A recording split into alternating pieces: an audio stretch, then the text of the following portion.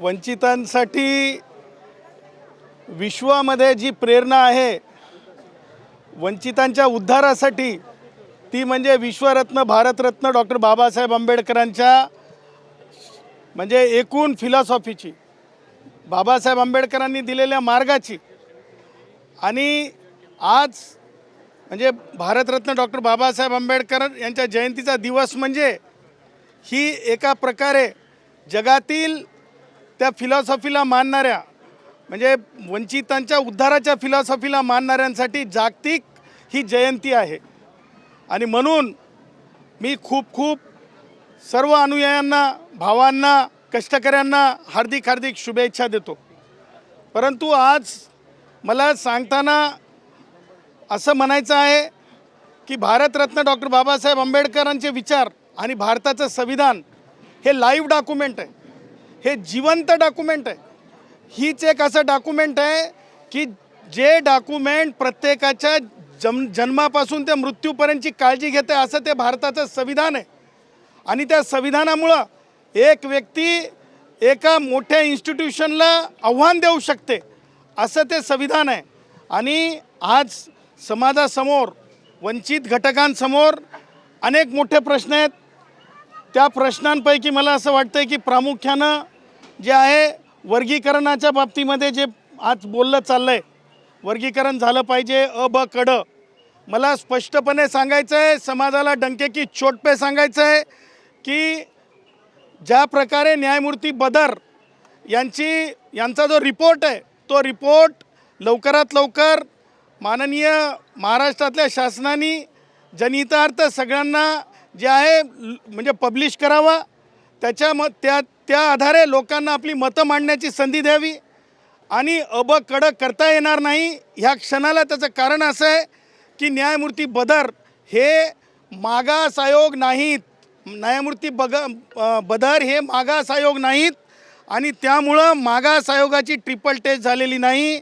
मातंग भाऊ असतील, बौद्ध भाऊ असतील, चर्मकार भाऊ असतील, आमच्यापैकी कोण मागास हे बदर ठरवू शकत नाहीत. त्याच्यामुळे ते मागास आयोग नसल्यामुळे राज्य सरकारला माझी विनंती आहे, सामाजिक न्याय मंत्र्यांना माझी विनंती आहे की लोकांमध्ये खूप मोठी चिंतेची बाब येते आहे आणि ती चिंता एकदाचं सांगून टाका की बदर हे मागास आयोग नाहीत. आणि जो रिपोर्ट दिलेला आहे बदरनी, ते जे आहे लोकहितार्थ लोकांमध्ये तो जो आहे पब्लिक डोमेनवर टाकावा. तो जर टाकला नाही तर येणाऱ्या काळामध्ये माननीय उच्च न्यायालयामध्ये तो रिपोर्ट मागवण्यासाठी विनंती करण्यात येईल, कारण पब्लिक डॉक्युमेंट लपवून ठेवला जात नाही. भीमजयंती ही आमची दिवाळी आहे, भीमजयंती हीच आमची दिवाळी आहे. मला सांगायचं आहे की कोणत्याच परिस्थितीत कुणीच जे आहे DJ लावण्यापासून थांबवू शकत नाही. कारण मी कायदाच सांगत आहे, DJच्या बाबतीत म्हणजे एखाद्या म्हणजे वाजंत्राच्या बाबतीत कुठेही बंदी नाही, बंदी आहे कर्कशतेच्या बाबतीमध्ये. त्यामुळं राज ठाकरे जेव्हा दिवाळी असते, ती दिवाळीसुद्धा म्हणजे एका मोठ्या समूहाचा सण असतो. भीमजयंतीसुद्धा आमची दिवाळीच आहे. त्यामुळं कोणत्याच परिस्थितीत राज ठाकरेच्या ज्या वल्गना आहेत की असं वाजवू नका, वाजंत्र्य तसं वाजवू नका, मी तुम्हाला सांगतो DJ तर वाजेल, वाजंत्र वाजतील, म्हणजे सार्वजनिकरित्या कार्यक्रम होतील. आणि राज ठाकरे जर एवढीच जर स्वतःच्या अकलेचे कांदे जर तुटत असतील तर राज ठाकरेला मला सांगायचं आहे की दिवाळीच्या वेळेस जो लख प्रकाश करून ज्या प्रकारे तुम्हीसुद्धा एका प्रकारे प्रदूषण करता, हे प्रदूषणसुद्धा तुमची जर ही वाचाळ वृत्ती बंद नाही झाली, राज ठाकरेची जर वाचाळ वृत्ती बंद नाही झाली तर येणाऱ्या वेळेस दिवाळीला सुद्धा राज ठाकरेचे ज्या प्रकारची लाइटिंग असते ते सुद्धा प्रदूषण आहे, ते सुद्धा डंके की चोट पे थांबवण्यात येईल. आणि राज ठाकरे, आम्हाला तुम्हाला सांगायचं आहे की तुम्ही फार हिताच्या गोष्टी करता. तुम्हाला सांगतो, शिवाजी पार्कमध्ये बाळ ठाकरेंची जी समाधी केलेली आहे त्या समाधीला कुणाचीच परवानगी नाही. आणि ते जे आहे रिक्रिएशन ग्राउंड आहे. आणि हे तुमच्या डोळ्यात देखत तुम्हाला दिसत नाही का? अरे आंबेडकरी अनुयायी संविधान वाचलेला आहे, राज ठाकरेला वाचायची आणि राज ठाकरे सारख्या अर्ध्याकडून शिकण्याची आंबेडकर अनुयायांना गरज नाही. हे डंके की चोट पे जय भीम म्हणून सांगतो.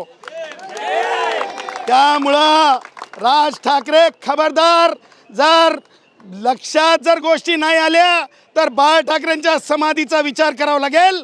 आणि माननीय राजा ढाले असतील किंवा आमचे जे कोणी साहित्यिक असतील, जर बाळ ठाकरेची समाधी तिथून निघणार नसेल तर आमच्या देखील तिथं जे स्मारक आहेत, राजा ढालेंचं स्मारक असेल किंवा नामदेव ढसाळांचं स्मारक असेल, तिथं करून दाखवू, तुमच्या नाकाच्या शेंड्यासमोर करून दाखवू. हे सुद्धा मी आव्हान राज ठाकरेला देत आहे, कारण हे आंबेडकरी अनुयायांचा आवाज आहे.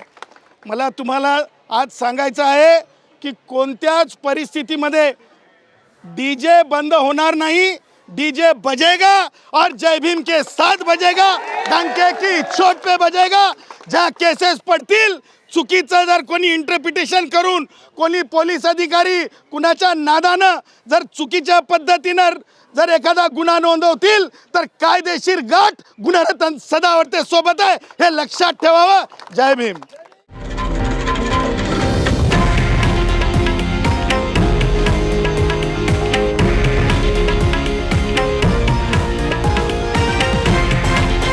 हे आहे देशातील नंबर 1 न्यूज नेटवर्क आणि आपण पाहत आहात TV9 मराठी, एकमेव.